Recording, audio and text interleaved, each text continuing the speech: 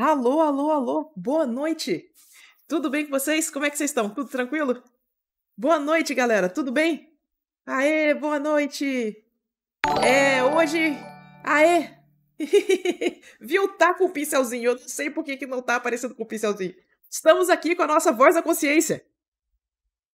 Oi! Eu não tô mutada, gente. Eu não sumi. Não me silenciaram. O que tá acontecendo? Por que vocês acham que eu não tô aqui? Boa noite. Tá tudo bem, tá tudo sob controle. Galera, hoje a gente vai ter props. Hoje a gente vai falar das bolinhas, tudo. Vamos finalmente fazer o aulão sobre sombra e luz. Eu espero que eu consiga lembrar como dar essa aula, que faz bastante tempo desde que eu dei essa última aula. Espero que ela seja proveitosa. Antes da gente começar, no entanto, eu tenho que fazer a propaganda, né? Se você curte o que a gente faz aqui, se você curte as aulas de graça, lembra de apoiar a gente no Apoia-se. Ajuda bastante, ajuda a manter o projeto no ar. Então, se vocês tiverem interesse, assina lá para nós. Inclusive, deixa eu mostrar para vocês que eu estava gravando o processo da imagem que vai subir agora em fevereiro, né? Então, olha só, a gente tem... Peraí, a gente tem sketches. Ahá! Olha que massa, olha que massa. A gente vamos pintar e vai ter processo da peça direitinho, mas o processo é só pro pessoal do Apoia-se. Então, se vocês quiserem apoiar, estão convidadíssimos. Boa noite, boa noite. Ai, que Obrigado lindo. pelo tia. Tipo uma coisa meio elemental, assim? Sim. Peraí que tem thumbnail de cor também, olha só. Eu fiquei orgulhosa do processo de thumbnail de cor, se isso faz sentido. Eu acho que a gente vai no 3, mas não decidi ainda. Vamos ver. Vamos ver. Vai ser a Eu imagem gosto. de fevereiro agora. Mas, então, galera, vamos falar sobre sombra e luz? Bora! Olha só. Peraí, só deixa eu avisar o chat. Chat, hoje a live tem tema. Não vai ter pergunta até a Sula dizer que pode ter pergunta. E as perguntas vão ser sobre o tema, ok? As Vocês perguntas hoje entenderam? são sobre sombra e luz, então segura aí que a gente vai ter uma introdução ao assunto e aí a gente vai fazer perguntas e respostas depois, certo? Então segura aí, Tá segura aí que bom? nós vamos. Então Seguinte, bora. galera. Eu gosto de começar essa aula com essa ideia de que a gente tem uma anatomia de sombra e luz, tá? Quando a gente olha uma imagem sombreada, a gente vê todos esses... Deixa eu me posicionar aqui rapidão. Não, sai, menu iniciar. A gente vê todas essas informações sobre sombra e luz aqui, ó. Tá? A gente vai analisar isso aqui rapidinho. Quando tem um objeto iluminado, a gente tem uma área de sombra e uma área de luz. E isso aqui fica divididinho aqui no meio, tá?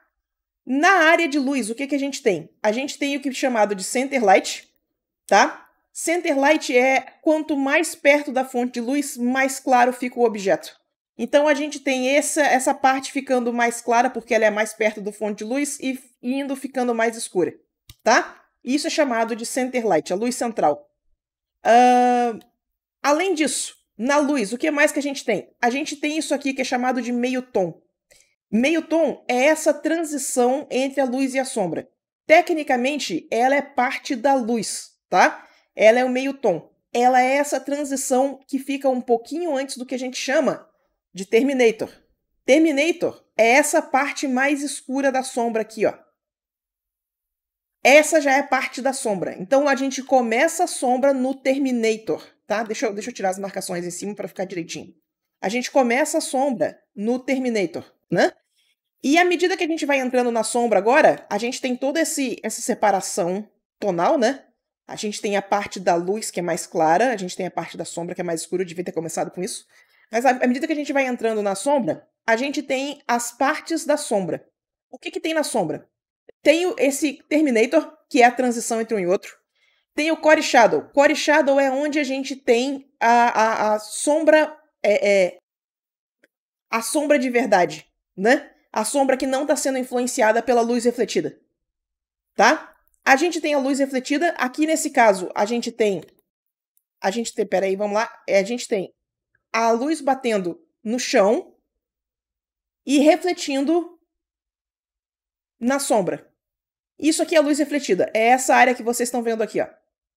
Então, a luz refletida vai depender do que tem em volta do objeto que você está sombreando, né?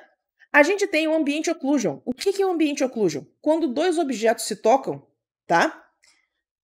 A gente tem a impossibilidade da luz começar a chegar nesses lugares, porque a luz bate nas coisas, reflete, bate de volta, reflete de volta. Quanto mais próximo um objeto está do outro, mais difícil é da luz fazer esse caminho. Então, mais escuro vai ficando. Então, quando um objeto encosta no outro, quando o objeto está muito próximo do outro, a gente tem o que a gente chama de ambient occlusion, tá? Além disso, eu deixei essa parte por último porque ela é importante. Na luz, a gente tem um negócio chamado specular reflection. A especular, tá? Ela é Pera, vem pra cá. Isso. Ela é o reflexo da iluminação. Ele é chamado de reflexo porque ele é um reflexo mesmo, tá, galera? Então é o seguinte, o reflexo, o especular, ele não depende da distância da luz, ele depende da câmera. O especular muda de lugar de acordo com o que você olha na câmera. Eu já vou mostrar isso acontecendo na vida real, tá? Então, eu quero que vocês lembrem disso, porque com o Specular Reflection, que é uma ferramenta importante pra gente que é ilustrador, dá pra roubar. Dá pra gente botar o Specular Reflection num lugar que fica o melhor possível pra gente ter a sensação de volume sem necessariamente se preocupar em ficar fisicamente correto, porque o Specular Reflection depende da câmera, certo? Além disso, a gente tem a parte da sombra projetada. Na sombra projetada, tem algumas características importantes. Primeiro, quanto mais próximo do objeto, mais nítida é essa sombra. Quanto mais longe ela vai ficando, ela vai perdendo nitidez. Então, lembrem de fazer essa gradação de nítido para o mais desfocado. Quanto mais distante for a sombra, mais desfocada ela é. Certo? Segunda coisa, o ambient occlusion, ele funciona dentro da sombra projetada também. Então a gente tem uma área de sombra mais escura à medida que os objetos se tocam, tá? Então não tenha medo de dar esse degradê dentro da sombra projetada que vai ficar mais realista. O nome desse efeito, na verdade, é a área de penumbra. A área de penumbra é onde a sombra começa a esmaecer, onde ela começa a perder foco por causa da distância do objeto que está projetando a sombra. Certo? Esses são os elementos. Eu corri com eles rapidão porque a gente vai fazer... se vocês quiserem tirar screenshot dessa imagem, ela é cortesia do Steven Zapata. Isso aqui foi tirado de um stream no canal do Proco. Eu achei ela um excelente exemplo de como entender essa anatomia da sombra e luz, certo? Então, vamos lá. Tula, Oi, você manda. pode subir ela no recursos da live? Eu vou subir. Eu vou subir todos os exemplos para nós. Que hoje tem figurinha. Então, olha só. A gente tem duas esferas aqui, tá? Em situações de iluminação diferentes. E eu quero que a gente dê uma analisada no que está acontecendo aqui. Eu quero que vocês entendam o que é cada uma dessas partes da sombra e luz para a gente conseguir reproduzir isso aqui de uma forma que fique convincente. Então, olha que legal. A gente tem uma esfera aqui na esquerda, a gente tem uma esfera que está sendo iluminada por trás, né? Ó, ela está sendo iluminada. Você consegue saber que ela é por trás por causa da direção da sombra. Ó. E a gente tem aqueles elementos da sombra e luz que a gente tinha comentado. A gente tem, olha só a divisão da sombra e luz direitinho aqui, ó. A gente tem o center light, quanto mais próximo da fonte de luz, mais claro. Ó. A gente tem o specular reflection, que é o reflexo da luz em si, né? E a gente tem o halftone, que é aquela transiçãozinha de sombra que a gente acabou de ver. Aquilo era um desenho, agora vocês estão vendo acontecer na foto. Dentro da sombra, a gente começa a ter os outros elementos que a gente comentou. Olha que interessante, como a nossa luz está batendo atrás da bola, né? Ela está batendo atrás da esfera, a luz refletida está vindo pelos dois lados. Você vê que a luz vaza, inclusive aqui na sombra projetada. Olha que interessante. E aqui a gente tem o reflexo do caderno em si, ó. Ela está em cima de uma folha de caderno, você consegue ver direitinho o reflexo do caderno. E você vê também o reflexo da sombra projetada. Então, Essa é uma esfera mais reflexiva, né? Ela tem esses objetos ela tem essas características de reflexão. Tem uma janela aqui, a janela está fechada, mas é o suficiente, ela está brilhando o suficiente para aparecer na iluminação. E a gente tem a nossa sombra de contato aqui, o nosso Ambient Occlusion. Olha o que eu comentei dele funcionando dentro da sombra projetada e funcionando no objeto. A gente tem esse corte, né, essa borda mais durinha, botando a sombra mais definida dentro da sombra projetada e tem uma escurecidinha na esfera em si. E a gente tem a área de penumbra, né? A gente consegue ver que a sombra ela é mais nítida perto da bola e vai ficando mais desfocada à medida que a gente afasta. Olha como é que a transição aqui, ó, é grandona, ó. Olha como é que a transição aqui é menorzinha. E a gente consegue ver todos esses elementos acontecendo na iluminação frontal também. Como essa esfera é bem reflexiva, quando a luz bate aqui e ela reflete aqui, ela está quase anulando a sombra, de tão reflexiva que ela é. Então o material sempre tem uma influência na forma como a gente está lendo sombra e luz, tá? Então não deixem de levar isso em consideração. A gente ainda tem o reflexo do caderno aqui, ó. Ainda dá para ver direitinho o reflexo do caderno, mas a gente consegue ver todos os elementos da sombra e da luz aqui de novo. Olha só, Specular Reflection, o Center Light, que é a parte que é onde a luz está batendo direto na esfera, né? O Half Tone, o meio tom, né? A gente tem aqui o Core Shadow, que é onde a sombra é mais escura. A gente tem aqui a parte onde a luz não está influenciando na sombra. E eu não estou fazendo isso no layer, peraí, rapidão. A gente tem a luz refletida, a luz bate aqui, bate na superfície clara e reflete e suaviza a sombra, né? Não é o suficiente para anular, mas suaviza quase tudo, ó. E a gente tem a nossa Core Shadow aqui dentro, a gente tem nosso Ambient Occlusion aqui dentro, e é essa parte mais escura da sombra projetada, ó. E de novo, mais nítidozinho aqui na frente, mais desfocado aqui atrás. Se a gente quiser desenhar uma esfera, se a gente quiser pintar uma esfera, é só a gente chegar e seguir essa mesma anatomia, tá? Na verdade, funciona se você quiser sombrear qualquer coisa. A gente já vai falar sobre outras formas já também. Então, vamos lá. Vamos fazer uma segunda esfera aqui dentro. Vamos começar, ó. Pera aí, tá certinho. Isso. Protege a transparência. Vamos começar fazendo a sombra principal, né? Ó, mais escuro ainda. A gente faz a sombra principal. Agora a gente faz o Terminator e o Core Shadow. É a parte mais escura da sombra. Lembra disso? Ó. Vamos invadir um pouquinho a luz e vamos fazer o meio tom. Então a gente vai suavizar um pouquinho essa transição. Vamos fazer a luz direta, né? A parte da luz que está batendo direto na esfera, ó. E vamos fazer o Ambient Occlusion, que é a parte mais próxima de onde ela encosta no papel. Agora fica faltando a luz refletida. A luz refletida, a gente vai dar uma roubadinha porque tem esse reflexo do caderno. Então, olha só, a gente vem aqui, vou pegar a própria cor do caderno aqui, ó, e a gente vai fazer essa influência.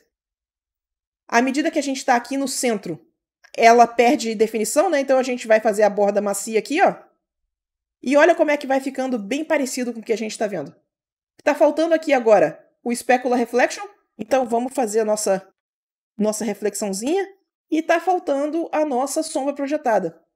Então vamos fazer a nossa sombra projetada aqui. Vamos lá. Espera aí, eu quero fazer isso aqui direitinho.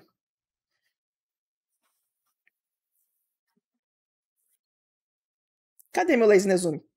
Cadê meu Lazy Nezumi? Espera aí.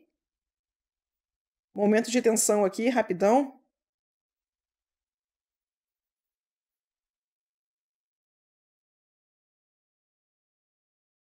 Pronto. E aí, a gente vai fazer a sombra projetada. Vamos lá. Como é que a gente vai fazer essa sombra projetada? Primeiro, o degradezão, né? Mais escuro perto da esfera, mais claro quanto mais vai ficando longe. E agora a gente faz o Ambient Occlusion. Ó. Mais escuro aqui dentro. Mais escuro quanto mais perto da esfera. Agora tá faltando essa suavização que tem da luz refletida aqui dentro, ó. Uhum. E aí, o que fica faltando? Fica faltando a gente suavizar a borda que tá mais distante, ó. E com isso a gente consegue reproduzir todos os elementos da luz que estão na nossa referência. Se a gente conseguir analisar a luz dos outros objetos desse mesmo jeito, a gente consegue entender o que a gente está sombreando e consegue reproduzir isso de uma forma bem consistente. Certo? Então, bora. Eu salvo isso aqui para vocês, né? Acho que é importante. Aham.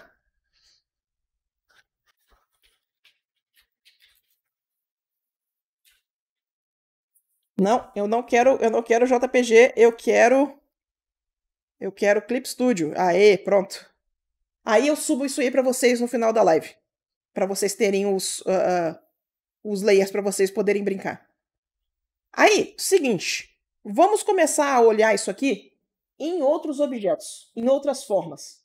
Vocês vão ver que a gente consegue ver a mesma estrutura, a mesma anatomia de sombra e luz em outros objetos.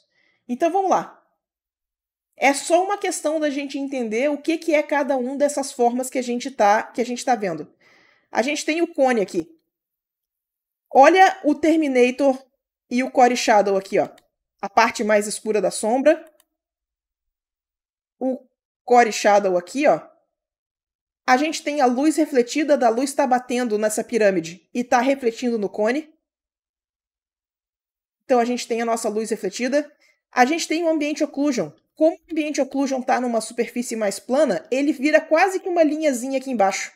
Ó, mas é o Ambient Occlusion, é a sombra de contato entre um objeto e outro. Olha que bonitinho. E aí a gente tem a luz refletida aqui, né?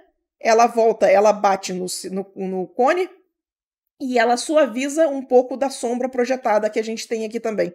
Sombra projetada funciona do mesmo esquema, quanto mais perto do cone, mais nítida, então à medida que ela vai projetando para outra superfície, ela vai perdendo nitidez. Né? Conseguem ver os mesmos elementos? E aqui a gente tem o nosso Specular Reflection, ó.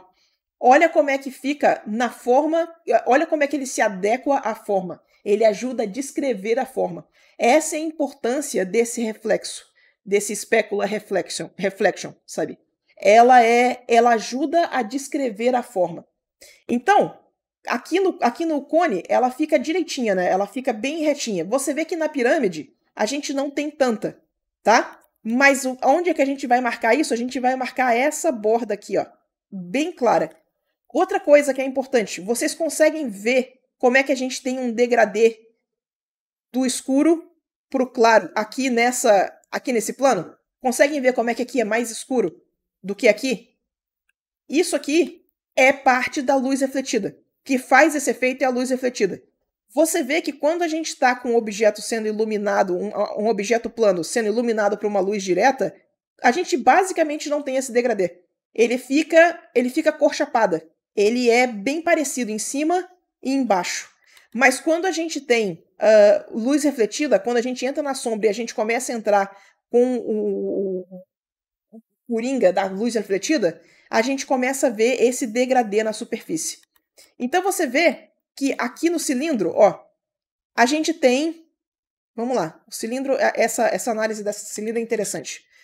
Olha que legal. A gente tem a parte da luz direta, a core light, né, que a gente estava comentando. A luz direta, ela bate no que está mais próximo do cilindro. Então você vê que essa parte do cilindro aqui é mais clara.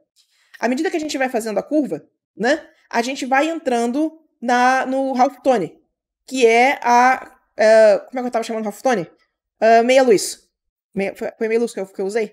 Foi meio tom. Meio tom, isso. À medida que a gente vai fazendo a curva, a gente vai entrando no meio tom, ó. Porque a sombra tá atrás do cilindro, então a gente não chega a passar para a sombra. Mas a gente tem a sombra projetada. Então a sombra projetada, ela tem, olha só, a gente tem a sombra projetada e todas as características da sombra projetada estão aqui.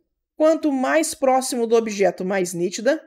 Quanto mais longe, mais desfocada, né? A gente tem a luz refletida que está batendo no cilindro, voltando na pirâmide e suavizando a sombra projetada. Então ela está fazendo esse movimento, esse pinball, né, de fazer isso aqui, ó. Então você vê que quanto mais próximo da pirâmide, quanto mais próximo da fonte de luz refletida, mais clara essa sombra fica. Então a gente tem toda a anatomia da sombra projetada aqui. E aí, quanto mais distante, né, porque a luz refletida não está mais suavizando essa sombra, quanto mais distante, mais escura ela vai ficando. E aí, a gente só tem a lateral do cilindro, que está na sombra, né, direitinho, e quanto mais perto da superfície clara, ó, mais clara ela vai ficando. Porque a gente tem a luz refletida. Então, coisas pra gente ponderar, tá? Luz refletida é uma coisa que vai impactar muito mais na sombra do que na luz. A luz funciona num esquema de hierarquia. Então, se você tem uma fonte de luz principal, para ela aparecer, para alguma coisa aparecer em cima dessa luz principal, teria que ser uma luz mais forte ainda. Teria que ser uma coroa maior zona ainda. Sacou? Então, a gente vai pensar nisso aqui como a luz principal. A luz principal a gente vai ter uma luz secundária, que vai ser uma luzinha. E a gente vai ter as luzes refletidas, que vão ser só as tiarinhas.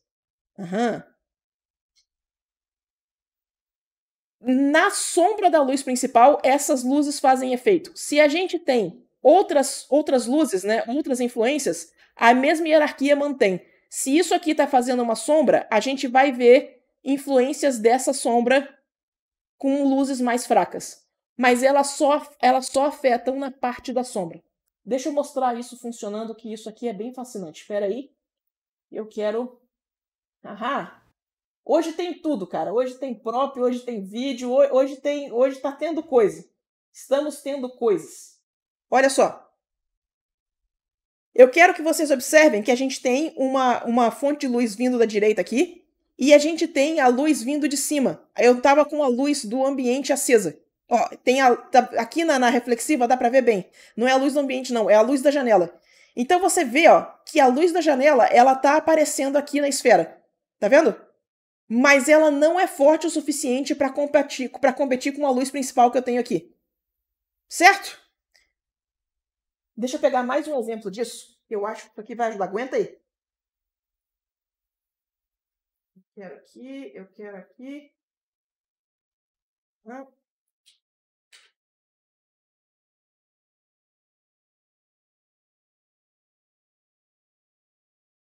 Esses aqui vão ser show de bola. Espera aí.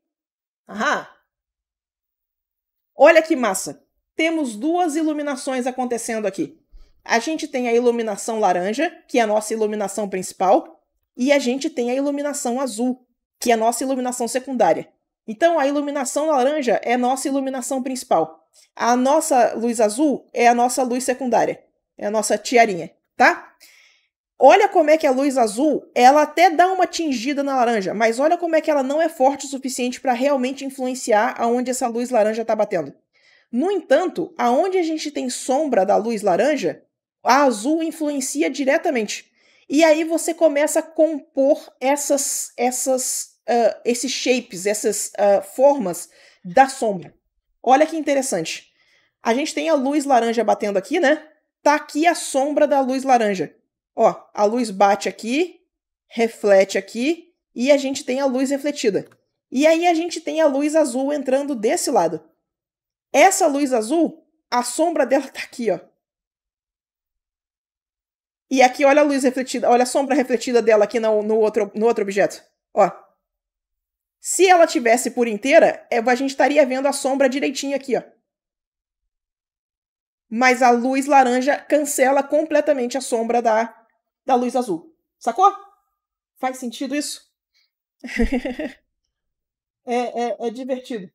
Deixa eu pegar mais um exemplo aqui, rapidão. Olha que massa. Luz laranja vindo bem de frente aqui. Luz azul entrando bem lateral. Olha a sombra aqui de novo. Olha o pouquinho... Ela não tá entrando tão lateral não, ela tá mais pra cima, né? Olha o pouquinho de luz azul aqui, ó. O specular reflection da luz azul e o specular reflection da luz laranja. Ó, o reflection aqui também, ó. Sombra projetada. E aí, à medida que a sombra projetada vai entrando na luz azul, a sombra projetada some, ó. Então, a gente sempre tem que pensar nessas luzes como uma hierarquia, tá? As luzes só funcionam na sombra das outras. Uma luz ofusca a outra. Certo? Não esqueçam disso. Porque quando vocês começam a colocar sombra em cima de sombra, começa a virar uma bagunça.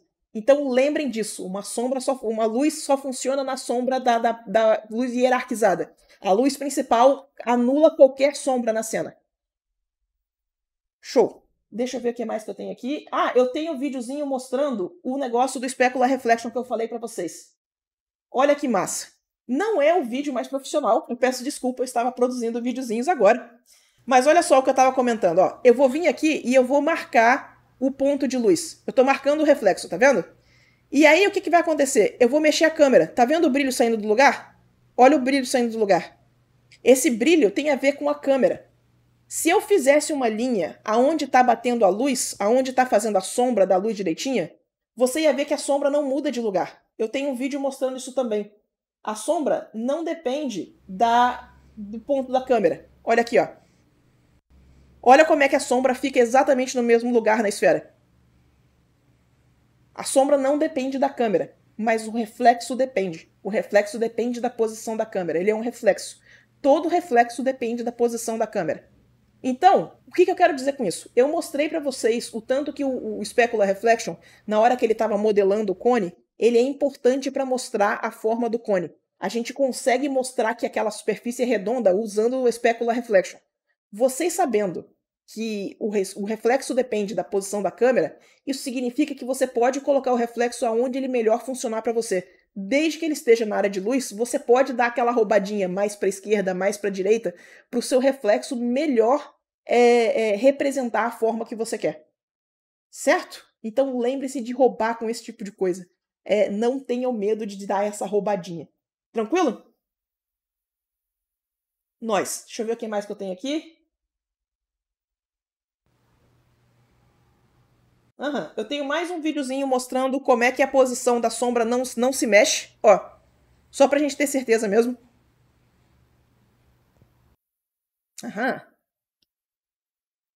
E aí, cara, eu queria fazer umas brincadeiras aqui com vocês, da gente brincar um pouquinho de sombra e luz. Deixa eu abrir a câmera aqui de novo.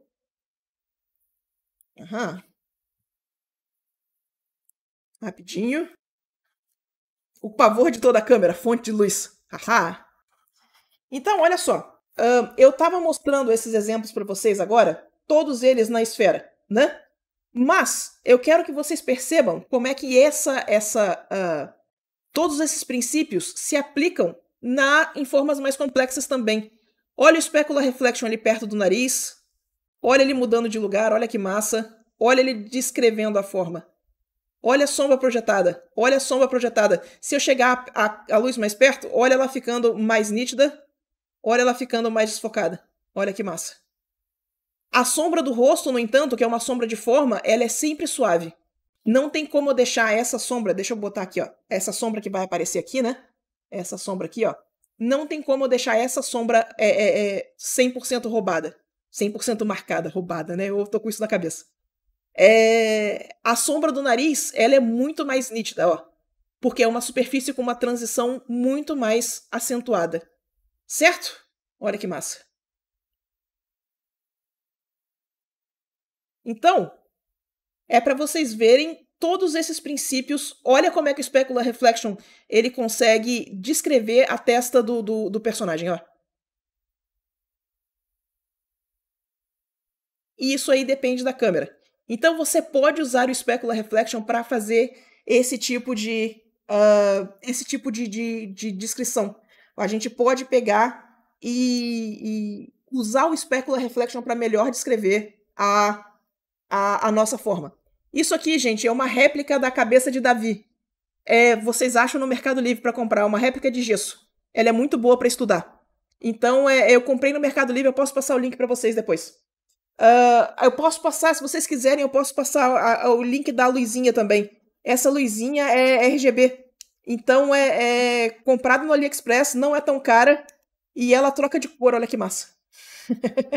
Peraí, vem em foco. Ó. Então, ela é show de bola pra gente estudar, ó.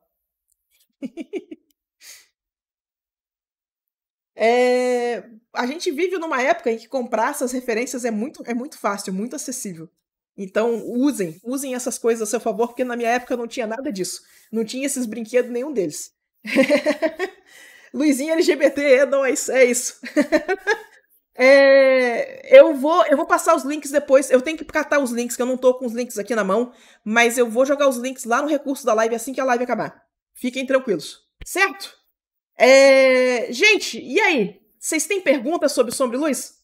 Vamos lá? Calma, Sula. Calma, Sula. Peraí, Sula.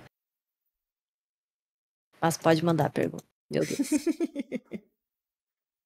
É sobre luz e sombra, tá, gente? Pergunta fora do tema, eu vou ignorar. E eu vou pedir para as minhas mods já derrubarem. É isso. Eu vou passar a primeira aqui. E aí Aguinha gelada, sucesso. Importante. Sula, voz do julgamento final é foda. Como sombrear uma boca, principalmente ao redor dela. Simplesmente tenho muita dificuldade em deixar como se a boca realmente fosse da pintura e não uma imagem inserida. Peraí, vamos pegar a referência. Peraí que a gente tem. Aham. Tem um livro chamado Anatomy for Sculptors. E esse Anatomy for Sculptors é uma série de livros, tá? Eles têm umas imagens no ArtStation. Deixa eu botar a tela aí para vocês verem, para não ficar falando sozinha. Eles têm um perfil no ArtStation chamado Anatomy for Sculptors. Vocês estão vendo. E eles têm essa série de imagens de referência. São os modelos 3D extremamente detalhados, extremamente bem pensados para referência de artista. O que você está me perguntando é como são esses planos em volta da boca. A gente costuma, quando a gente está começando, encarar tudo isso aqui como uma esfera. Encarar tudo isso aqui como se fosse uma parte redonda. Mas olha como é que tem mais estrutura. Olha como é que tem mais planos em volta da boca. Então tem essa parte embaixo do lábio, que ela é mais funda. Tem essa parte em volta do lábio, que é mais funda, né? Que tem onde vai fazer a marca de idade. Tem a parte que sombreia em volta aqui. A gente tem essa parte mais profunda em cima da boca. Eu não sei o nome disso aqui, eu chamo de freio, deve estar errado. Mas olha como é que isso aqui é uma excelente referência para você descobrir como é que se sombreia em volta da boca. Então, eu vou, menos do que passar um tutorial, eu vou te apontar para essa referência. Anatomy for Sculptors no ArtStation. Eles têm um livro completo sobre isso, mas tem mais coisas no ArtStation. Eles têm, inclusive, um busto de uma pessoa gorda, para vocês verem a diferença, sabe? Tipo, uma pessoa magra, aí eles vão engordando ela, para você ver a diferença de como esses planos funcionam. Então, é referência excelente. Dá uma olhadinha que eu acho que vai responder as suas dúvidas. Certo? Bora, o que mais? Sula.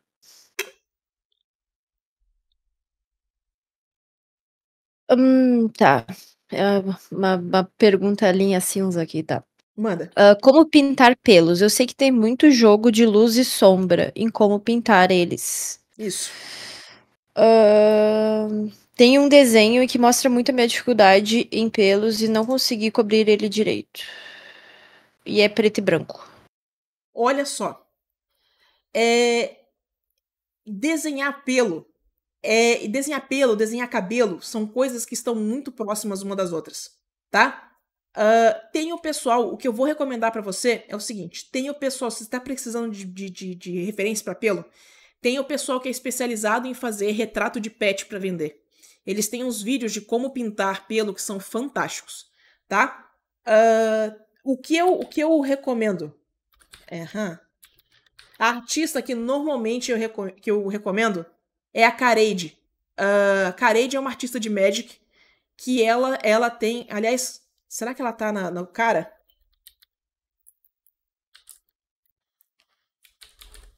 Esse corte. Será que ela tem ArtStation ainda? Pera aí. Não temos, não trabalhamos mais com ArtStation. Bem, temos Instagram, vamos lá. O nome dela é Ilse Gort. Ela também assina como Kareid, tá? O link dela é Kareid. Mas ela pinta pelos extremamente bem. De novo, não é uma coisa que tem tanto fórmula. Não é uma coisa que tem, tipo, faça desse jeito que sempre vai dar certo. É muito analisar o movimento, analisar a forma, analisar como que eles estão sombreados, aonde é que vai estar os brilhos, e como que você faz esse ritmo dos pelos, como você faz... A gente tem essas mechas, a gente tem esses tufos de cabelo, né? Como que a gente faz esse movimento? Então é muito trabalhar com referência e muito praticar. Por isso que eu comentei do pessoal que faz retrato de pet. Eles conseguem destilar isso aqui numa forma que faça sentido para você pintar a óleo. De resto, referência pega a referência de pintura também. Não pega a referência só de fotografia. A forma como a gente simplifica esses pelos para eles parecerem bonitos na pintura é igualmente importante. É tipo pintar cabelo. Pintar cabelo a gente não usa a referência só da foto, a gente usa a referência da pintura também, porque a forma que as pessoas fazem essa simplificação ajuda demais. Então, dá uma olhadinha nos trabalhos da Kareid, que eu acho que você vai gostar. Que vai ajudar bastante a responder essa pergunta. Tudo bom. Eu acho muito engraçado. Que essa imagem que tu pegou parece muito o meme do lobo. A Ilse fez um monte de meme com as próprias imagens. Ela é fantástica. Sula, você poderia falar sobre o uso de paleta reduzida em luz e sombra? Como ficam as transições de valor sutis, etc. Olha só. Quando a gente fala de paleta reduzida, a gente está falando de usar menos cores. Não necessariamente de usar menos tonal, tá? Vamos lembrar da diferença de tonal e da diferença de cor aqui, rapidão. A gente tem o claro e o escuro, a gente tem o branco e o preto, né? E o branco e o preto, normalmente a gente tá trabalhando com ele inteirinho. A gente trabalha com ele, ó.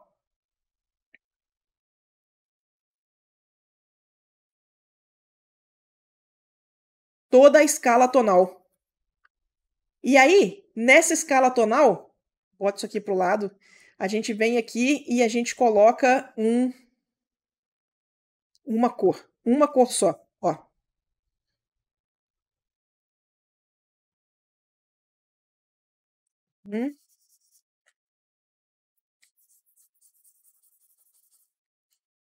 Tem que fazer a transição direitinho, tem que pintar realmente as transições, ó.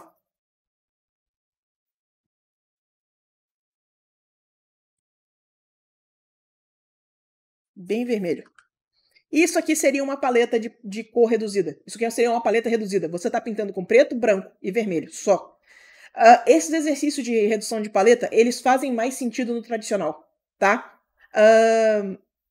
Então, porque quando você está reduzindo a paleta, eu tive aula de pintura a óleo, então eu tô com isso na cabeça. Quando você está fazendo exercício de paleta reduzida, você está literalmente pegando menos cor para misturar, certo?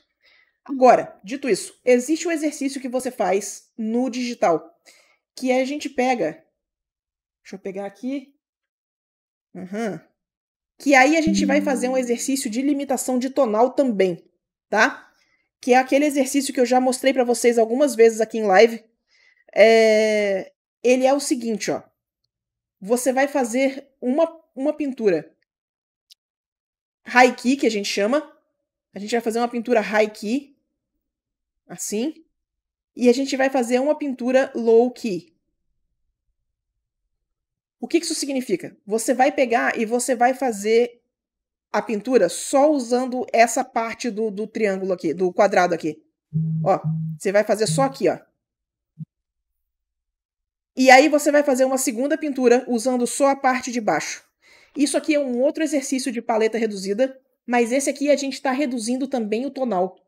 Esse aqui, ele é um desafio em especial de fazer. Esse exercício, ele é complicado, porque quando você estiver fazendo essa cor aqui, você literalmente não tem tom escuro.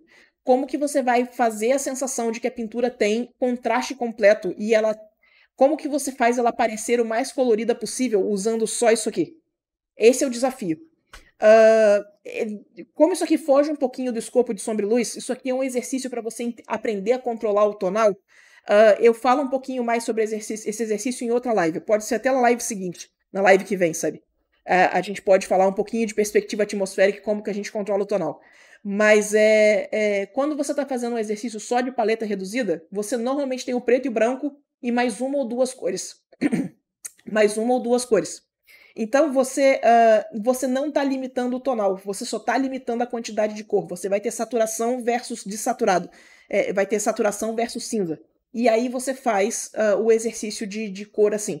Quando você faz esse exercício aqui, a finalidade é um pouquinho diferente. Eu discorro sobre isso depois, eu vou ficar devendo essa. Mas fiquem ligados que esse exercício existe. O que mais? Lembrando que tu já falou sobre isso na live de valores, se não me engano. Pois é. Sula, na questão da luz refletida, essa regra se aplica quando o objeto / personagem estiver longe de qualquer superfície? Tipo, tem um personagem num grande passo, mas sem nada perto dele. Ele vai ter luz refletida de qualquer forma? Então, eu tava falando muito de luz refletida porque a gente estava lidando muito com luz artificial. Mas quando a gente está lidando com ambientes abertos, o que vai acontecer é que uma das influências de cor que a gente vai ter, imagina que eu tivesse a céu aberto aqui, imagina que eu tivesse tirando essas fotos ao ar livre. O que vai acontecer é que vai entrar a luz do céu aqui. Então o céu vai vir aqui e vai fazer isso aqui, ó. Olha como é que instantaneamente parece que a gente está do lado de fora. Então, o que acontece nessa cena em especial é que você vai ter a luz secundária do céu influenciando nas suas sombras. E aí vai entrar aquela outra regra que eu comentei antes. A gente tem uma hierarquia de luz, a luz do sol ela é a mais forte, então a luz do céu é secundária, ela vai influenciar só na sombra da luz do sol, certo? Então, o que você tem nessa situação quando você está ao ar livre é a luz secundária do céu. O céu também emite luz. E não se esqueça que o próprio gramado vai refletir luz de volta, sabe? Então você vai ter uma luz de volta levemente esverdeada, batendo de cima para baixo no personagem. Se vocês tiverem saco, se vocês souberem inglês, o Marco Bucci tem 2 vídeos sobre iluminação. Eu vou colocar esses links lá no recursos da live também, em que ele fala a respeito dessa cacofonia de luz refletida, porque tudo reflete luz. Então é uma questão da gente entender essa hierarquia pra gente entender qual luz vale a pena ser pintada ou não. Mas eu linko esse vídeo, vai fazer mais sentido. O que mais? Boa noite, Sula. Eu queria saber como eu posso fazer detalhes da sombra quando eu for pintar coisas como uma moeda ou um broche que tem escritos na superfície. A lógica é a mesma? A lógica é a mesma. Olha só. O que a gente precisa prestar atenção é o seguinte. Normalmente em pintura, a gente tem uma disciplina que a gente pinta ou a luz ou a sombra. O que isso significa? Isso tem um pouco a ver com esse último exercício que eu acabei de comentar, esse de separar os valores. A gente normalmente só vai detalhar as coisas ou na luz ou na sombra. Se você detalhar a luz e a sombra, vai ficar parecendo esquisito. Vai ficar parecendo... É um negócio chamado overmodeling. Você supermodela o que você tá vendo. Se você vê detalhe na sombra e na luz, começa a parecer montagem de foto. Parece aquelas fotos... Sabe aquelas fotos HDR de celular? Que são super detalhadas em tudo? Elas têm essa sensação. Então, normalmente o que a gente faz é que a gente escolhe se a gente vai detalhar ou a luz ou a sombra. Então, dá pra ver isso acontecendo muito nas coisas do Tyler Jacobs. Deixa eu mostrar aqui que eu acho que vai responder bem. Oh, meu Deus, o Tyler Jacobs atualizou o site dele. Tcharam!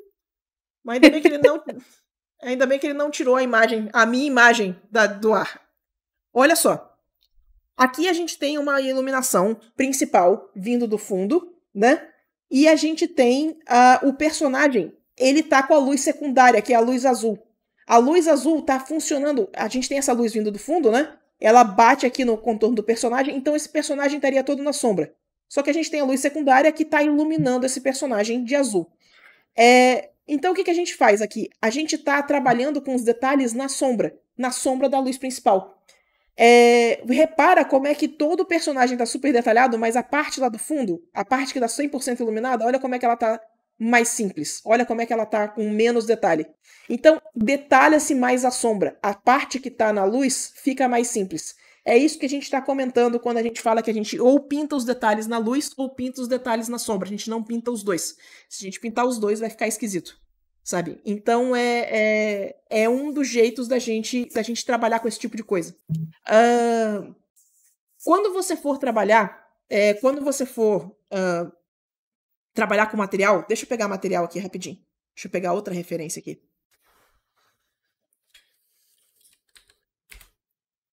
Espera aí.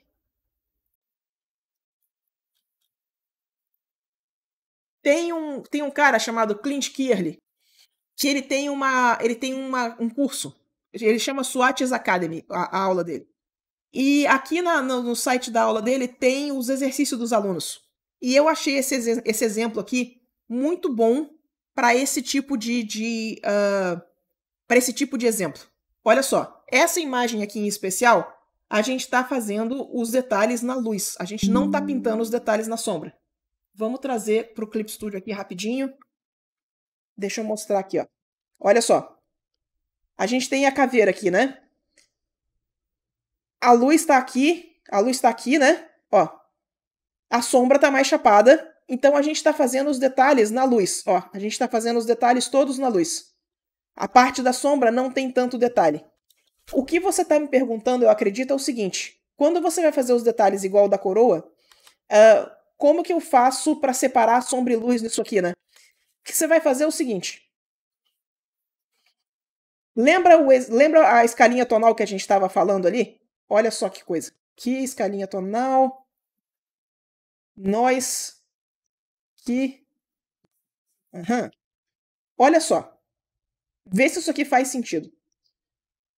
Essa imagem, ela está acontecendo na luz. Então a gente vai marcar daqui até aqui, ó, como a paleta da luz. A gente pula um pedacinho e a gente marca isso aqui como a paleta da sombra. Então, quando você for fazer os detalhes, você pode fazer os detalhes escuros até aqui. Você pode pegar e trabalhar todos os detalhezinhos, todas as firulas, todos os detalhezinhos, tranquilamente usando essa paleta. Ó, você tem contraste para fazer os detalhes que você quiser. Tá vendo? Ó. Mas aí, quando a gente for passar para a sombra, que a gente está aqui embaixo, a gente está com essa parte muito mais escura. E ela vai parecer sombra por causa disso. Quando a gente está trabalhando no outro lado, quando a gente está fazendo uma imagem que ela está acontecendo na sombra, o que a gente faz é que a gente inverte. Então, imagina que a nossa luz está só aqui, ó, igual o caso desse do Tyler Jacobson. A luz está só nesse tonal. Pula um pedacinho e aí a gente tem tudo isso aqui caracterizado como sombra. Então a gente tem todos esses tonais para determinar, para renderizar o que a gente quiser na sombra. Sacou? Então é uma questão de organizar os seus tonais. Esse papo ele é bem complexo, ele é bem avançado em questões de pintura. Deixa eu expandir isso na live que vem, que eu vou falar um pouquinho sobre valores, que vai explicar um pouquinho melhor sobre isso. Eu quero preparar melhor esse material de valores sobre isso. Eu preparei hoje só a estrutura de sombra e luz mesmo.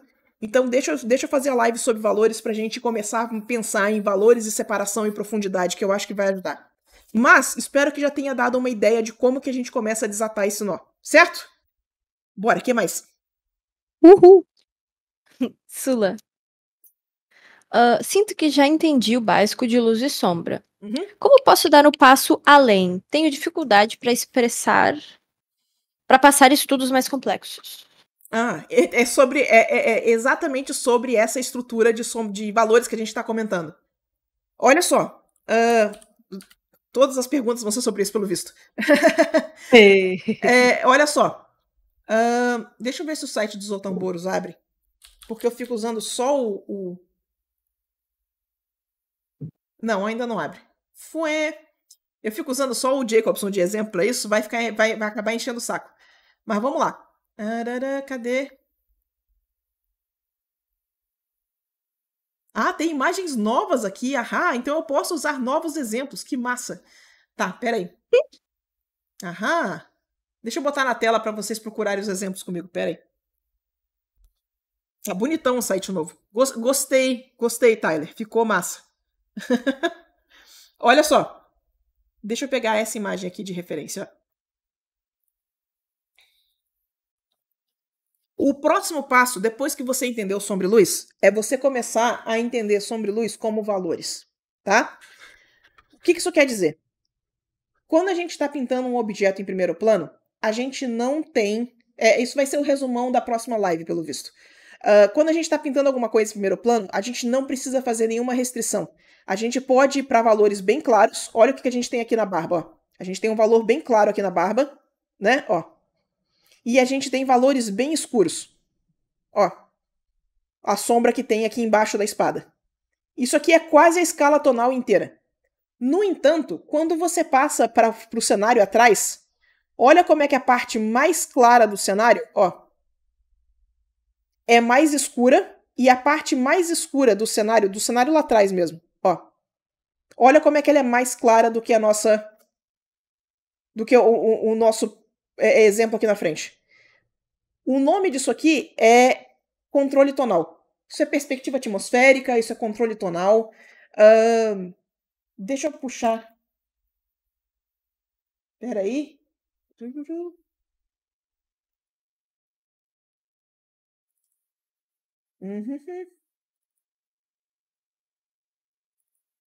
O rapidão é isso aqui, ó. A gente tem 3 esferas. Segura na minha mão que isso aqui seria o resumão da próxima live. A gente tem 3 esferas, tá? Como é que a gente faz pra gente ter profundidade entre elas, tá? Primeira coisa que a gente pode fazer é sobrepor. Quando a gente sobrepõe, a primeira coisa que o cérebro entende é que a gente tem uma na frente, uma no meio e outra atrás. Pronto, resolveu. Mas a gente precisa, nem sempre a gente vai conseguir resolver isso aqui de forma que a gente resolve o problema sobrepondo. Então, quais são os outros recursos que a gente tem para fazer isso? Um deles é isso aqui, ó. A gente vai limitar a escala tonal, tá? Como que isso aqui funciona? A esfera que está mais na frente, ela tem a escala tonal completa, que é o que eu estava mostrando. O personagem na frente tem a escala tonal completa. Quanto mais para trás, mais a gente limita a escala tonal. Ela pode ir tão claro quanto a parte aqui da frente, mas ela não vai tão escuro. Quanto mais para trás, mais claro as coisas vão ficando. E aí, quando você junta uma coisa com a outra, olha como é que dá a sensação de escala. A gente sobrepõe e a gente faz o controle tonal.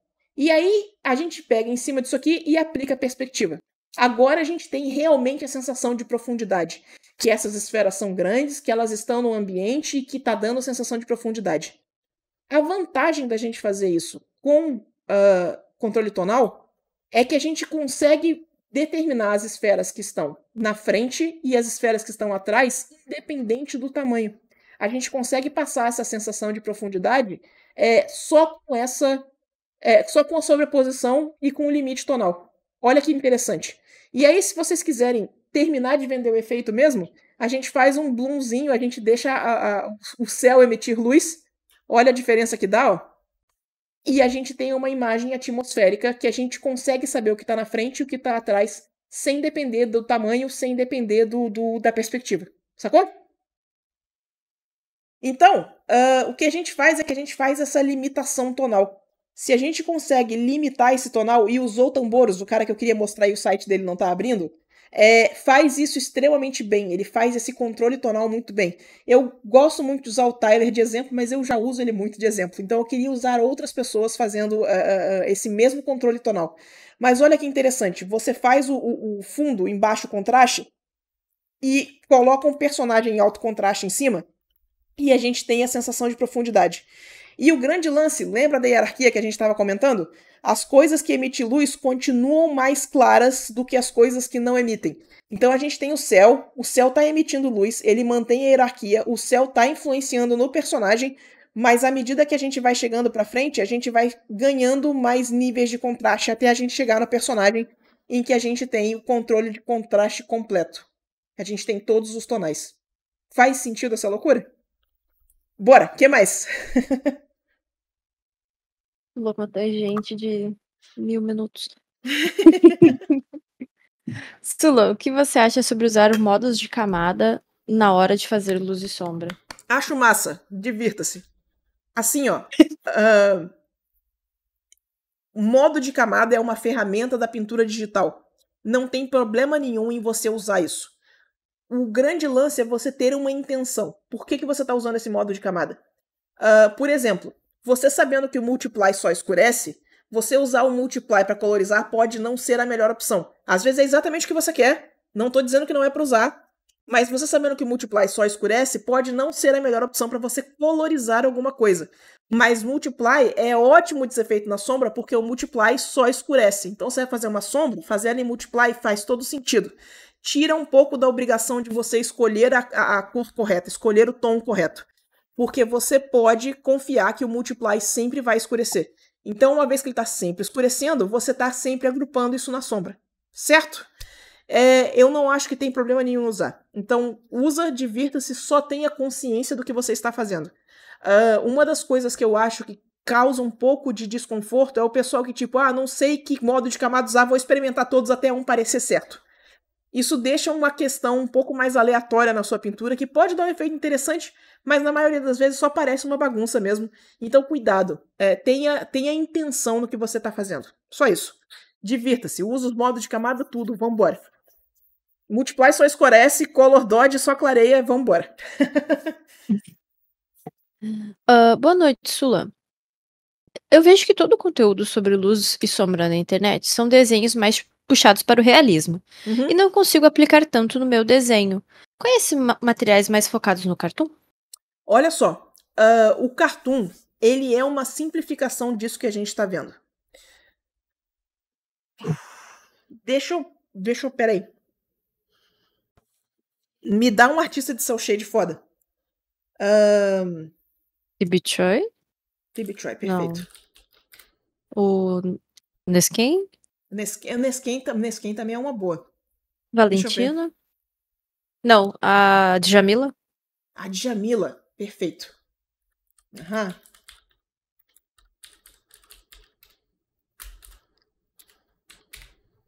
Peraí que estamos catando referência. Aham. Olha só.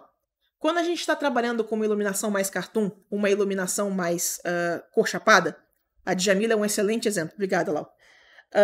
A gente está trabalhando com uma simplificação da sombra e luz. Então, lembra quando a gente estava olhando a anatomia da sombra e luz? A gente ainda tinha a parte em que a gente tinha a transição daqui para cá é luz, daqui para cá é sombra. O que a gente está fazendo é que a gente está tirando os outros elementos. Então, quando eu olho uma imagem que nem essa aqui, a gente tem a separação de sombra e luz. Perfeita. Só que não tem core shadow, não tem luz refletida, não tem specular highlight. É só a separação de sombra e luz. Então, mesmo no cartoon, você ainda usa a lógica da sombra e luz para você explicar o que está acontecendo na sua cena. E aí, vem a parte interessante. Deixa eu ver como é que estão as coisas do Thiago Lehmann. Uhum. E aí, o que acontece? Quando você está trabalhando com umas coisas um pouquinho mais cartoon, quando você está trabalhando com as coisas um pouquinho mais estilizadas, você pode usar esse recurso da luz, esse recurso de como descrever a forma usando luz, para trazer isso para o seu trabalho. Olha aqui, ó. Esse é o trabalho do Thiago Lehmann, tá? Ele trabalha com as coisas um pouco mais cartoon. Ele trabalha com esse dark fantasy que eu acho fantástico, sabe? Olha como é que ele... Olha a ombreira aqui, ó. Olha a ombreira, olha esse braço. Ele usa... Lembra do specular highlight que a gente estava falando? Ele usa o recurso do specular highlight para descrever que esse braço é cilíndrico. Olha o specular highlight vindo aqui, ó, direitinho, ó. E aí você tem sombra de um lado e tem um pouquinho de sombra do outro. Isso significa que esse braço é cilíndrico. Então ele não está fazendo isso de nenhum jeito realista, mas ele está usando o conhecimento da sombra e luz para descrever a forma. Então, O que eu quero dizer com isso? Sombra e luz é uma simplificação. Esse sombreado cor chapada, ele é uma simplificação do que você está vendo na cor e luz de verdade. Vale muito a pena pegar a referência e transformar ela em cartoon, porque você vai ter mais informação de onde trabalhar. Você está escolhendo qual informação vai entrar no seu desenho e qual informação vai ser jogada fora. Você não precisa sempre inventar a sombra e luz. Esse é um dos motivos, inclusive, pelo qual o pessoal tem tanta dificuldade em trabalhar com cel shading e com anime. As pessoas tentam decorar as formas da sombra para sombrear as coisas. Tipo, sempre tem um triângulozinho de sombra embaixo do queixo. E se tiver uma iluminação de baixo, não vai ter, mesmo em cel shaded, saca? Então dá para você trabalhar com referência mesmo com coisas mais simples. Isso é uma simplificação, não é uma negação da sombra e luz, sacou? Não é você inventando sombra e luz do nada. Então use referência. Interpreta o que você está vendo e pega a parte da sombra e luz que faz sentido aplicar no seu trabalho e aplica, que você vai ter um resultado muito mais coerente. Certo? Eu acho que fez sentido. Espero que tenha feito sentido. Sula, boa noite. Boa noite. Gostaria de alguma dica sobre como aplicar luz e sombra na anatomia de forma que fique mais realista e orgânico. Sinto que meus personagens ainda têm um corpo meio de boneco.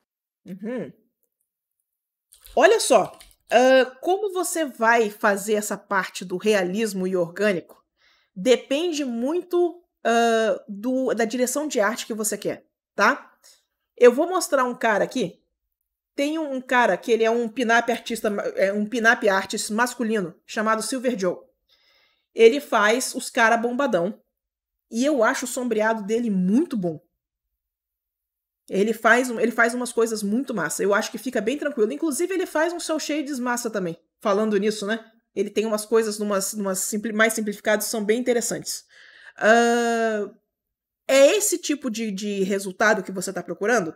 Porque se for, dá uma olhada nas coisas dos artistas que fazem esse tipo de direção de arte que você está buscando. O que eles estão fazendo que você não está fazendo ainda? O conhecimento de anatomia está de boa? A estrutura do corpo está funcionando bem? A perspectiva está funcionando bem? E aí a gente começa a analisar o sombreado. O sombreado está ajudando a vender esse efeito? Mas a gente estava mostrando o trabalho da Djamila aqui, sabe? A Djamila é outro exemplo que ela faz essa parte da anatomia, do desenho de figura muito bem. As figuras dela são muito naturais, apesar de ser cel shaded. Então, talvez a parte de naturalidade do desenho, deixa eu mostrar mais o trabalho do Djamila aqui. Talvez a parte de naturalidade do desenho que você está buscando não seja necessariamente sombra e luz. Talvez ainda seja um pouco de problema de desenho, tá? Olha como é que ela consegue uns resultados muito naturais com cor chapada. Tá vendo? Dito isso, um dos grandes problemas que eu vejo com o pessoal trabalhando com sombra e luz, deixa eu ver se eu tenho um exemplo. Onde é que eu posso achar um exemplo disso? Rapidão, deixa eu ver o que eu tenho rabiscado aqui.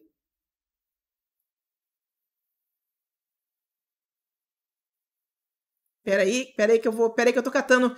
Estamos trabalhando, peraí. Aham. Vamos abrir desenho antigo. Vamos lá. Olha só. Uma das dificuldades que eu vejo o pessoal ter na hora que eles estão sombreando é o seguinte, ó. Quando você está sombreando uma forma que nem um tórax aqui, o que o pessoal faz que acaba achatando a imagem? Isso aqui é uma forma que no final ela é um cilindrão, tá? A gente tem primeiro a forma do cilindro. Então a gente tem essa sombra principal aqui, ó. E aí a gente tem o brilho, né? O specular highlight e a gente tem a luz passando no resto do cilindro. O que eu vejo do pessoal fazer errado? A galera força muito esse contraste de forma que em vez que você veja o cilindro aqui, você veja uma superfície plana que ela faz isso aqui, ó.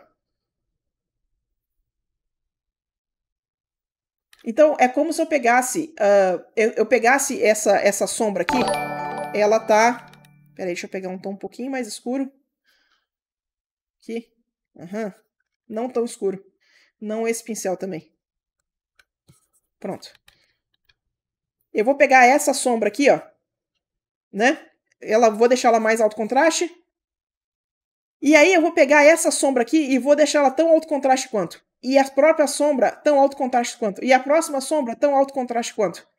Isso aqui planifica a imagem. Isso aqui é um pouquinho daquele problema que eu tinha falado do overmodeling. Existe aquela hierarquia que a gente comentou no início da live, tá?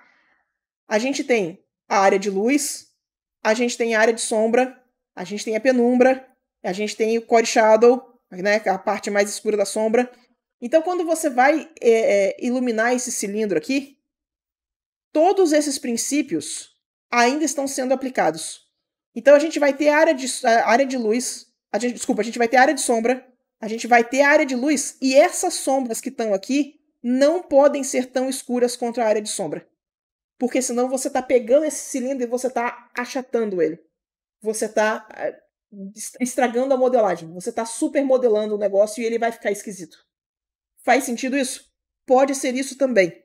Eu teria que ver a peça para ter certeza do que está acontecendo. Então são essas duas coisas. Tenha certeza que o desenho está natural e tenha certeza que você está respeitando essa coisa da área de sombra e luz, da modelagem. Primeiro é um cilindro, depois a estrutura anatômica, sabe?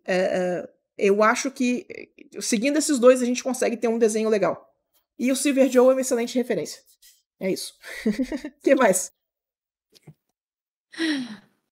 Sula, como saber que objeto que projeta luz refletida ou não? Todo objeto que está iluminado reflete luz. Alguns vão refletir mais, quanto mais claro ele vai refletir mais, quanto mais escuro ele vai refletir menos. Mas todo objeto reflete luz. Se ele não refletisse luz, você não conseguiria ver o objeto. Então todo objeto reflete luz. Pode partir desse princípio que é tranquilo. Mas é isso, quanto mais claro, mais ele reflete luz, quanto mais escuro, menos ele vai refletir luz. Só isso. Dá uma olhadinha no vídeo do Marco Bucci falando sobre isso a respeito dessas hierarquias, porque senão vira uma bagunça de luz refletida as suas peças. É só isso. O que mais? Sula, a luz ou a sombra é mais saturada? Depende. Depende de como está a iluminação da sua cena. Porque olha só, você precisa de um mínimo de luz para chegar na saturação, né? Para você chegar numa cor limpa e saturada. No entanto, muita luz costuma manchar, costuma queimar a imagem. Sabe quando quando eu pego a luzinha aqui e aponto ela para a câmera? Deixa eu ligar ela aqui de novo. Eu pego a luzinha aqui, ó. Pera aí, deixa eu ver a câmera. Deixa eu voltar aqui rapidão. Olha só. O meu rosto tá bem saturado. Ele tá cor de pele normal. Se eu botar a luz aqui, tá vendo como é que ela queima? Virou branco. Então você perde saturação. O branco é menos saturado do que tom de pele. Ó. Tá vendo? Então, quando a luz queima, quando a gente chega nesse aspecto que a luz tá tudo muito branco, a ponta do meu dedo também tá branca, ó. A gente perde saturação. Mas, olha que interessante, a gente está falando a respeito de luz, né? Meus dedos, eles estão na sombra dessa luz que está na câmera, mas eles estão iluminados pelo ring light que está ali atrás. Olha como é que eles estão super saturados por causa da luz passando através dos dedos. Então, não é uma questão de a saturação, ela pertence à luz ou à sombra. Depende de vários fatores. Saturação depende muito de material. Então, o material com subsurface scattering, normalmente o subsurface scattering é esse efeito da luz que atravessa o material, o efeito da luz passando pelos meus dedos. Normalmente, você vai ter o ponto mais saturado na transição da luz e sombra por causa do subsurface scattering, que é por isso que o pessoal, quando vai pintar pele, faz aquele contorninho vermelhadinho, aquele contorninho mais saturado entre a luz e sombra, por causa do subsurface scattering, sabe? Então, é onde vai ser seu pico de saturação. Mas outros materiais vão se comportar de jeitos diferentes.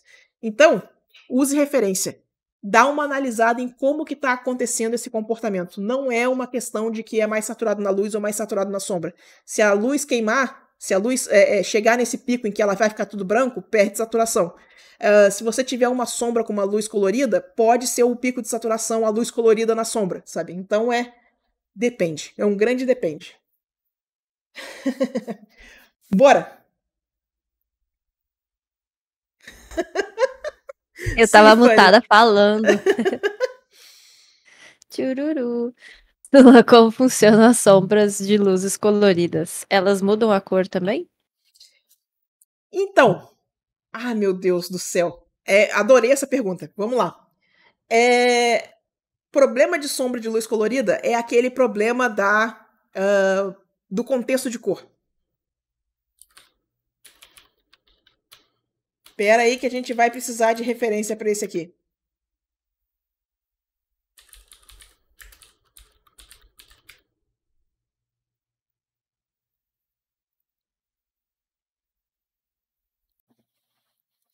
Espera aí que eu preciso voltar a câmera para cá também. Espera aí. Sula falaram que você é tão rosinha que lembra um algodão doce. Só consegui pensar no Jigglypuff. Sim, o Jigglypuff é meu alter ego maligno. Eu já falei isso pra todo mundo. Essa imagem, lembram dessa imagem? Então, o que acontece? Quando você tem uma luz colorida, tá? O que acontece é que a parte que tá dentro da sombra vai ser influenciada pela parte que tá fora. Então, você acaba lendo tudo isso aqui como como uma coisa de uma cor só. Se a gente tivesse um exemplo um pouquinho mais... Deixa eu ver se eu tenho... Se aqueles meus básicos de forma colorida vai ter alguma coisa sem a luz azul. Tem sim, peraí.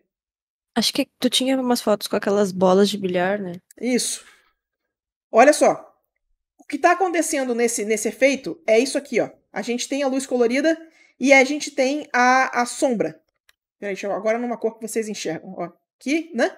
E a gente tem a sombra. A sombra, ela por causa da luz refletida, ela fica toda amarelada. Tá vendo? É como se a gente tivesse, por causa da luz refletida, é como se a gente tivesse colocado um filtro amarelo em cima da imagem, sabe?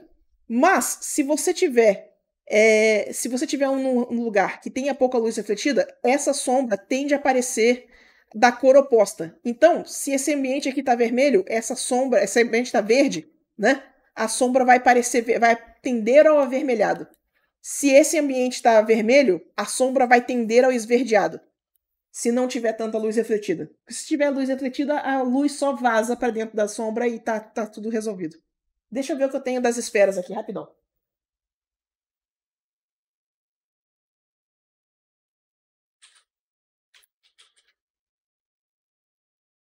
Aham. Sabemos. Luz amarelinha, você vê que a sombra, ela tende ao azulado, ó. Ela tende a ficar um pouco mais fria. Tá vendo? Deixa eu voltar aqui. Ó. Luz amarelinha, a sombra tende a ficar um pouco mais fria. E aí a gente tem a luz vermelha, a sombra tende a ficar... Olha como é que fica mais azul aqui na bola branca. Olha como é que ela fica mais fria. Olha como é que tá mais frio, ó. Ó, esverdeou na bola amarela. Então, luz muito quente, a sombra tende para o frio. Luz muito fria, a sombra tende para o quente. É exatamente por causa desse efeito que a gente está comentando aqui, sabe? Se a gente tivesse menos luz refletida aqui, essa sombra tenderia ao vermelho. Mas enfim, eu vou ver se eu consigo produzir mais algumas referências sobre isso. Que isso é uma loucura. Sula, boa noite. Como fazer luz e sombra em uma pele cicatrizada? Estou desenhando um OC que tem cicatrizes no rosto. Uhum. E a luz nessas partes ficam estranhas em comparação com o resto da pele. Olha só, a pele cicatrizada a pele com cicatriz, ela dependendo do tipo de cicatriz, ela pode ser um pouquinho mais vermelha, ela pode ser um pouquinho mais levantada, ela pode ser um pouquinho mais... ela tem uma sensação diferente da pele normal. E aí você vai ter que ver como que você quer representar essa cicatriz. Se você quiser, não precisa nem marcar com sombra e luz. Às vezes, só marcar ela de um pouquinho mais vermelho já é o suficiente para parecer que é uma cicatriz. Sabe? Você tem um tom de pele base, pega esse mesmo tom de pele, deixa um pouquinho mais escuro, um pouquinho mais vermelho, já vai parecer uma cicatriz. Mas aí vai depender do tom de pele, vai depender do tipo de cicatriz, vai depender de como que se curou bem, se curou mal. Então, vai depender mais de uma pesquisa de como representar isso do que necessariamente uma fórmula pronta, sabe? Dá uma pesquisada, cuidado com essa pesquisa. Tem umas pesquisas que são complicadas de fazer, mas dá uma pesquisada sobre... principalmente aquele pessoal que faz tatuagem com cicatrização, que você vai achar uns exemplos interessantes. Cuidado com a pesquisa mesmo. Eu precisava de uma referência de alguém pendurado e o Google perguntou se estava tudo bem comigo. Pois é, cuidado com essas pesquisas. Existe uma piada nos círculos de escritores do tipo, Google, estou bem, só estou pesquisando coisa para meu novel, pro meu livro, saca? Porque é isso. Google está tudo bem, eu sou ilustradora. Exatamente. Sula, como faço para deixar óbvio uma luz mais estourada? Tenho receio de usar o branco total, mesmo usando uma cor super clara próxima do branco. Nunca fica exatamente como eu quero, parece que não fica claro o suficiente. Tenho esse mesmo problema em partes escuras. Sim. Ou talvez seja só problema de visão. Não, é difícil mesmo. Cara, eu não sei o que é que a gente tem, eu não sei o que falaram pra comunidade de artistas digitais, que a gente morre de medo de usar branco, a gente morre de medo de usar preto, e a gente não toca nos dois extremos tonal por nada. O lance é não ter medo. Uma das coisas que ajuda, uma das coisas que pode ajudar, é você pegar uma imagem dessa e fechar níveis. Pega a imagem que você já tá pintando, sabe? E fecha níveis nela, que ela vai funcionar bem. Cadê aqui? Aqui. Uhum. Vamos voltar com a nossa referência aqui rapidinho. Ó, a gente tem a nossa esfera. Vem aqui na esfera e fecha níveis nela. Ó. Faz o layer. Isso, obrigado. Vem aqui e faz aqui assim, ó. Ó a imagem estourando, ó. Então, não tenha medo de fazer esse ajuste. Se a pintura não tá dando certo, faz na camada de ajuste. Vai fundo. Sabe? Não tenha medo. Tranquilo? Mas a gente morre de medo dos dois extremos da escala tonal. É engraçado. Pô, será que fazer aquele glowzinho também não ajuda a deixar com a cara estourada? Sim, mas aí eu imagino que já esteja pintando em volta, né? Olha só, outro macetinho para deixar as coisas estouradas. Vem aqui, pega um color dodge maroto e aí vem aqui e faz assim, ó. Olha, essa estouradinha que o color dodge dá também fica uma delícia para esse efeito de luz estourada. Então sabe, faz o glowzinho que vai funcionar. Esse glowzinho. Peraí, que essa pergunta é longa. A pergunta é longa, peraí. Sula, quando tento fazer um sombreamento mais dinâmico, sinto como se acabasse perdendo a profundidade de algumas áreas do objeto, em que a luz está batendo, comparado com meus desenhos com luz difusa. Tipo, estou tentando sombrear uma pessoa e é como se ela ficasse sem textura. Sim. Tem alguma técnica ou estudo para melhorar isso? Não é necessariamente técnica e estudo. É iluminação mesmo. Olha só, a gente estava fazendo o desafio do autorretrato lá no Ala Primes. E acho que eu cheguei a mostrar o autorretrato aqui. Olha que interessante isso aqui, ó. Essa iluminação é uma iluminação mais dinâmica. Realmente a gente fica sem informação na parte da sombra. Isso aqui também casa muito com o que eu estava falando do lance de desenhar na luz ou na sombra. Olha só, a minha luz, ela tá aqui e a minha sombra, ela tá aqui, ó. Olha como é que os valores na sombra são super apertadinhos, ó. Deixa eu botar um contextozinho aqui para nós. Ó. Não tem contraste nenhum na sombra. Olha só. É bem baixinho mesmo o contraste. Cadê esse aqui? Pronto. É bem baixinho mesmo o contraste, ó. Na luz, a gente tem bastante contraste. Então, ó, a gente vem daqui pra cá, pra cá. E aonde, nesse caso aqui, vamos supor que eu quisesse pintar mais textura nessa pele. O lugar que a textura mais vai aparecer é na transição da luz para sombra. Então, se eu quiser marcar uma coisa com sombreado aqui, ó, aqui nessa região é onde eu vou fazer essa transição, ó. Ó, já tive bigode, vamos ter barba também, vamos embora. Olha onde é que a textura aparece bem. Olha que natural que fica, ó.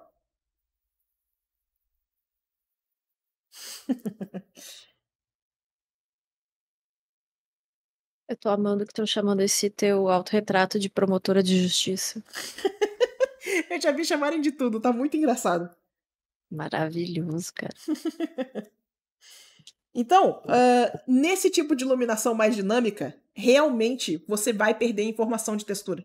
Você vai ter mais textura na transição da luz e da sombra, e aonde tiver luz batendo direto e sombra, não vai ter muita informação. É isso mesmo. Então, se você quer uma coisa que mostre mais a textura, você precisa de uma iluminação adequada para esse tipo de coisa. Certo? Então, o que você precisa é direção de arte na hora de escolher a iluminação da sua cena. Eu gosto muito de comparar isso com filme, sabe? Você tem alguma cena de filme que tenha contexto de iluminação parecido com o que você tem em mente? Se você tiver uma cena de filme que passa a mesma sensação, passa o mesmo mood, vai ficar muito mais fácil de você resolver a iluminação da sua ilustração de uma forma convincente. Então, usa referência, filme é excelente para esse tipo de coisa. Mas é um sacrifício que você faz. A iluminação mais dinâmica, ela vai ter menos informação de textura. Sula, como projetar a forma da sombra de qualquer objeto? Então, essa pergunta, ela é capciosa porque é o seguinte, aonde a gente estuda a projeção de sombra não é na pintura, é na perspectiva. O pessoal que lida com as perspectivas. E aí eu não estou preparada para responder essa pergunta adequadamente, mas o pessoal que lida com as perspectivas são eles que fazem. Ó, a gente tem a pirâmide, né? E aí a gente vai ter um foco de luz mais alto que o chão. Desse ponto de luz, a gente passa a. E aí eu fazendo tudo à mão livre. Mas é isso aqui, ó.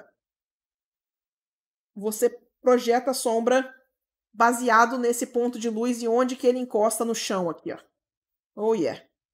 Então, a resposta de como se projeta a sombra, como se planeja reflexo, está na perspectiva. Não tenham medo de estudar perspectiva. Ajuda demais se você pegar e projetar as coisas no Blender. O Blender já vai te dar uma ideia boa de sombra, tá? Então não tenha medo de aprender a usar o Blender também. Blender é gratuito, Blender é uma ferramenta muito poderosa. Mas se você não estiver conseguindo projetar essas sombras na mão, o problema, a resposta está na perspectiva. Dito isso, deixa eu trazer a ilusão da bola de basquete aqui também. Rapidinho, deixa eu só fechar isso aqui. Eu quero.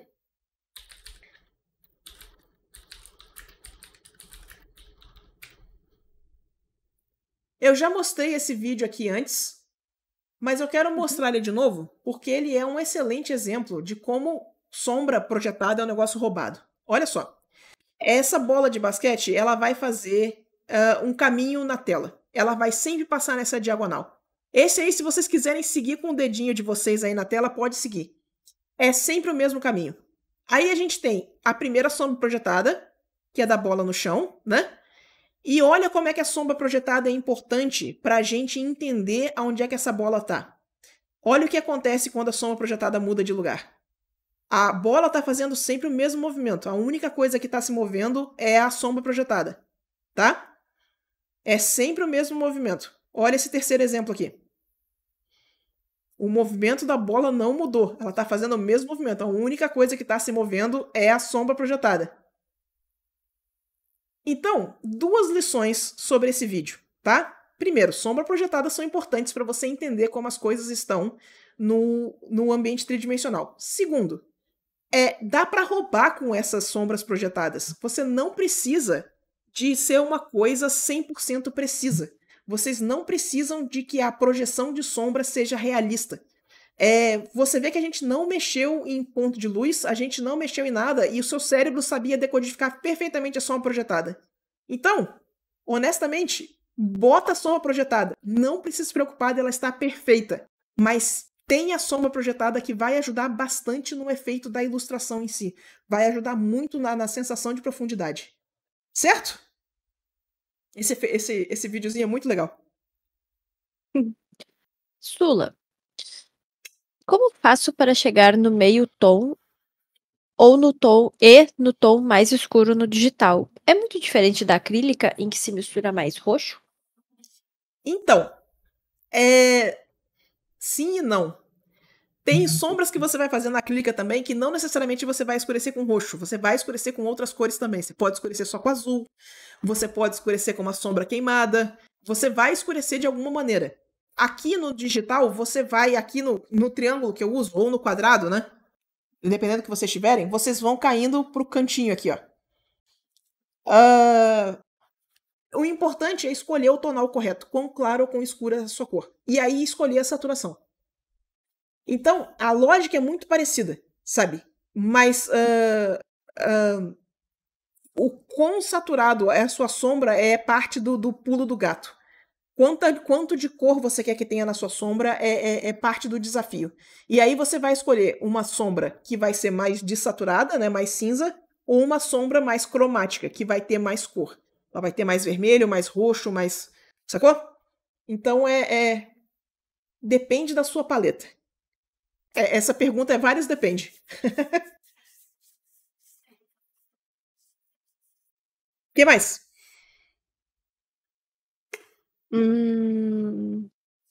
Sula, Oi. peraí que eu tô tentando ver onde é que começa a pergunta e onde terminam nossos honoríficos. Nós todos.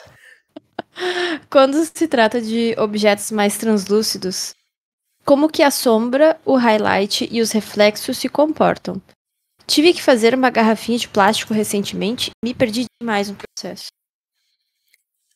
Olha só, essa pergunta, esse em especial, ele vai. A gente entra nos objetos. Deixa eu catar a referência aqui, rapidão. Pera aí. Isso aqui entra já no estudo de material, tá? E o estudo de material, ele é um pouco mais complexo do que. Eu quero as outras desse dia aqui. Isso. O estudo de material começa a ser um pouco mais complexo do que só estudar sombra e luz. Porque a gente começa a entrar em reflexo, em refração, em distorção, sabe? Então, o que acontece, tá? Olha só, eu tenho vários objetos aqui. Eles têm características diferentes. A gente tem um copo com água, a gente tem um copo vazio, a gente tem uma esfera de vidro maciço, a gente tem uma pirâmide de vidro, né?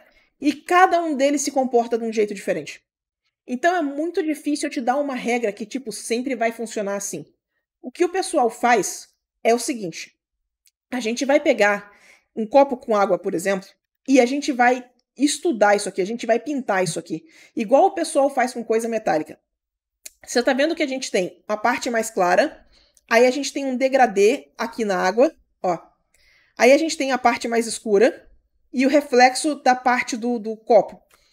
Se a gente transforma isso aqui numa formulinha, se a gente vem aqui e começa a pensar nisso aqui como uma fórmula para a gente replicar o material, a gente pode chegar num resultado interessante. Então vamos lá.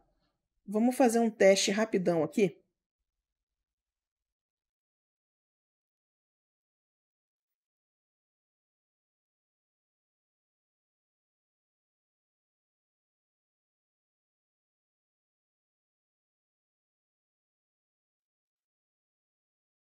A pior elipse do planeta!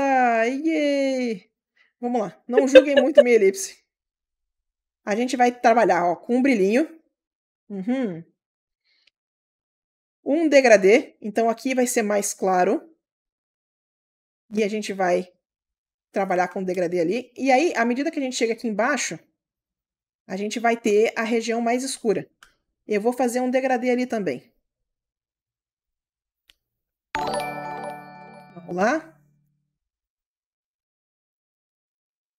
E aí, a parte aqui embaixo vai ser o reflexo do copo. É com esse pincel aqui mesmo. Isso. Olha como é que já começa a aparecer o material que a gente quer que pareça. Apesar da minha elipse cretiníssima.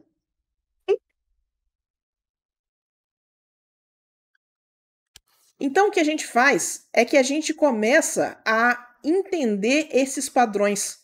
A gente começa... Aqui tem um clarinho aqui, ó, que vai ajudar com o efeito também.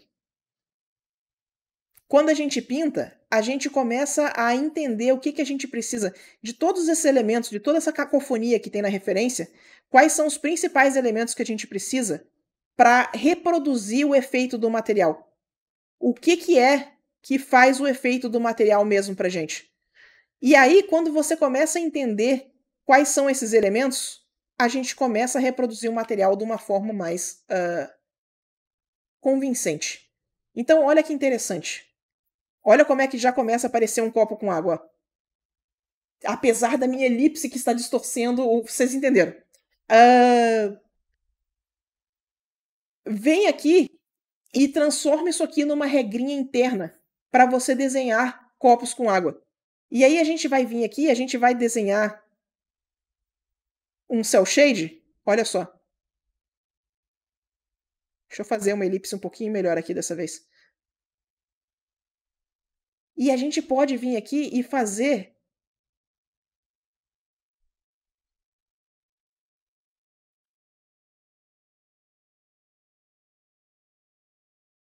a mesma regrinha. Vamos lá. Aqui em cima, a gente vai querer um degradezinho. Então, aqui, aqui, aqui. Pronto. Um degradezinho. E a gente precisa dos brilhinhos, né? Vamos lá. Brilhinho. Brilhinho. Olha só, é o mínimo necessário. Deixa eu botar mais um pouquinho do escuro aqui embaixo. Para a gente terminar de vender o efeito. Então é o mínimo necessário que a gente precisa para o efeito com um copo com água aparecer. Olha que massa. Então, fazendo esses estudos, quando eu falo da gente começar a estudar o realismo, quando eu falo de fazer estudo de cópia, deixa eu inclusive terminar nessa tangente que eu acho que ela é importante. Quando eu falo pra gente fazer estudo de cópia, eu não tô falando para você simplesmente tentar me mostrar que você consegue fazer parecido. É para você fazer esse estudo ativamente se perguntando como que esse efeito acontece. A gente está tentando fazer um copo com água dentro. Quais são os elementos gráficos que passam a sensação de ser um copo com água dentro? Quais são os elementos gráficos que eu preciso para fazer uma esfera reflexiva? Quais são os elementos gráficos que eu preciso para fazer parecer metal? Se você consegue identificar, né, essas partes, essas peças na pintura, você consegue criar uma fórmula interna para você conseguir fazer isso de cabeça depois. Mas essa fórmula só vai fazer sentido se você fizer a análise do objeto real antes. Você vai pegar o objeto real, ele vai ter muita informação. Você vai escolher as principais informações ali e vai transformar isso numa pintura. A pintura deu certo, agora você pega isso e simplifica. Simplificou, você criou uma regrinha que funciona para você passar aquela sensação de material. Então, os exercícios de cópia, os exercícios que a gente faz de botar do lado e tentar fazer parecido, não é um exercício de copiar para fazer ficar igual, é um exercício de análise. A gente tem que estar prestando atenção no que a gente está copiando para a gente conseguir reproduzir esse efeito de forma boa, que a nossa simplificação faça sentido, para a gente conseguir reproduzir esse material de uma forma bem sucedida. Então, a gente está tentando criar essa fórmula interna do que a gente precisa para esse efeito acontecer. E aí você pode filtrar isso de várias maneiras. Deixa eu encerrar aqui com Tem uma artista chamada Alai Ganuza. Ela faz umas pinturas super saturadas. E ela postou esse tutorialzinho aqui, ó, mostrando como é que ela trabalha. E a parte da análise é genial. Olha só, ela tem lâmpadas leitosas e ela tem lâmpadas transparentes. E ela agrupa essas lâmpadas em grupos parecidos. E ela fala, tá, esse grupo aqui pra mim parece mais roxo, esse aqui parece mais verde, esse aqui parece mais amarelo. E ela coloca uma paleta para cada um deles. E aí ela vem e começa a pintar para parecer essa paleta mesmo. Ah, eu perdi o frame. Pera aí. Vamos voltar. Aqui. 1, 2, 3. Aê! Aí ela começa a preencher essas áreas, cada uma com essas cores da paleta que ela decidiu.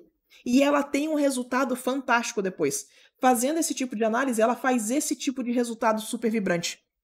Então, isso aqui eu achei um exercício muito bom para a gente começar a entender que o exercício não é de cópia, é um exercício de análise. Como que você agrupa as coisas, como que você entende as coisas. E aí começa a fazer muito mais sentido. Certo? Nós. Acabou. Não tem tempo de mais uma, né? Não. Tá tudo Passamos bem. 10 minutos já. Passamos 10 minutos já, né? Eu já fiz minha tangente final. O nome da artista é Alai Ganuza. Aqui, ó. Alai Ganuza. É essa aí. Eu vou botar esses links, vou botar essas imagens de referências todas lá no servidor para vocês. Certo? Galerinha, espero que tenha sido útil. Espero que tenha acrescentado alguma coisa para vocês. Semana que vem a gente volta. Apoia a gente no Apoia-se lá. E beijão, então. Boa noite, galera. Até semana que vem. Bora desenhar. Beijo! Beijão, gente. Boa noite.